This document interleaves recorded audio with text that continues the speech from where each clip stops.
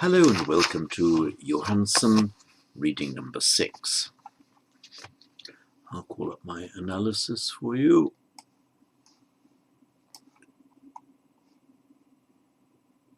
There we are.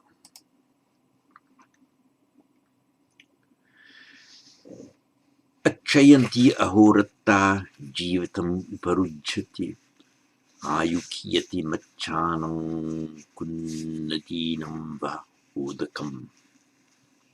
And again, acchayanti ahorata jivatam uparujjati ayukyati machanam kunnatinam va udakam.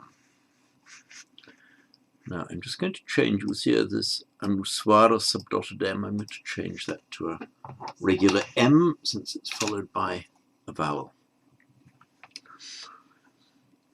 So, ahorata, acchayanti ahorata. The root E, to go. And then the prefix ati means over or beyond or past. So ati, ati. The present tense is I, eti. Ati, eti. In Sanskrit would become atieti, Pali acheti, and ati ayanti, Pali acchayanti. We could also have acchenti, acchayanti or acchenti. They go by, they go past. Ati also means excessive, or then atimani, in the first verse of the Karaniya Metta Sutta, excessive, over conceited, having over big ideas about oneself. Atimani, that is, it should be an atimani, not over conceited. Also from the, for example, the root kram, to step. Ati kram means to step over, to go beyond something. So here it just means they go past. Acchayanti ahorata. Ahorata. Aha is a bit of an irregular noun. I won't go through it all, not necessarily right now. Bit of an irregular noun, both in Pali and in Sanskrit. It means day. Day as opposed to night, rather than the length of a 24-hour day. It's day as opposed to night. And rati, Sanskrit ratri, is a night. So ahorata, if you put them together, it makes ahorata, and it just makes a regular ending masculine noun. So ahorata just means days and nights. So the days and nights go by. Acchayanti ahorata. Jivitam uparujjati. And life runs out. We've had rud nirodha. Now the dukkha nirodha gamini patipada. Is it nirodha, which goes to the cessation of suffering. This is the same root. Rud basically means to stop or restrain or hold back. Uparujjati just means it comes to an end, finishes up. Uparujjati, it runs out. So jivitam uparujjati, life trickles away. The idea is trickles away until it finally runs out. Jivitam, as we saw in the previous reading, jiva is both a noun meaning life and an adjective meaning alive. From the root jiv, to live, jivati, he, she, it lives. The past participle is jivitam, meaning life in the sense of one's span of life. Literally, not just life in the sense of being alive as opposed to being dead, but your jivita. The idea is that your length of life, the span of life that you have to live. So remember, jiva, the general noun meaning life, jivita, the lived. In other words, your span of life, that stretch of life that you have to live, that will be lived by you. Ayu. Ayu is another word meaning life, but ayu is often used more in the sense of length of life. Jiva is just the fact of being alive. Ayu is more the length of life. And for example, in the respectful term of greeting, Ayushman, having life, O long-lifed one, may your life be long, Ayushman. And in Pali we have Ayusma. So you often refer, and that becomes actually Avuso. You see the respectful term of address, Avuso,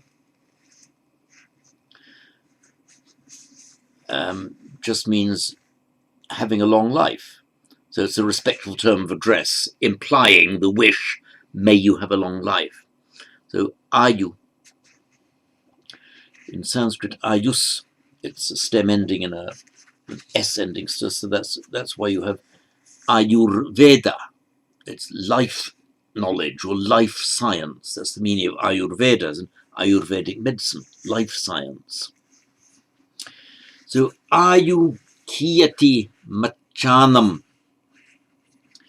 Kiyati. Let me just call up my iPad for you. Oops.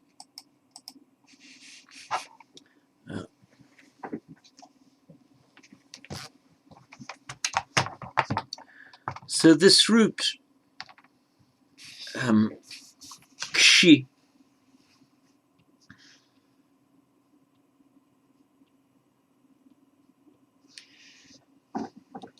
is an active, makes an active verb, kshayati,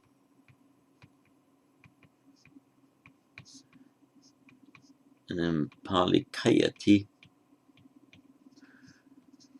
to destroy.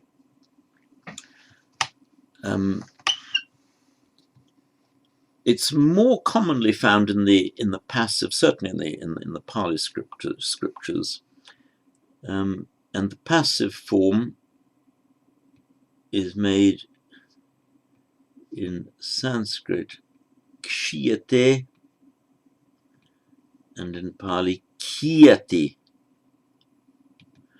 Remember, kayati is the active form, kiyati is the passive form. So is destroyed, not just to destroy, but to diminish, to waste away. Not a sudden destruction, but a gradual wasting away. So ayukiyati, life is wasted away. Not in the sense of wasting your time, but just erodes, vanishes, ultimately vanishes from nothing.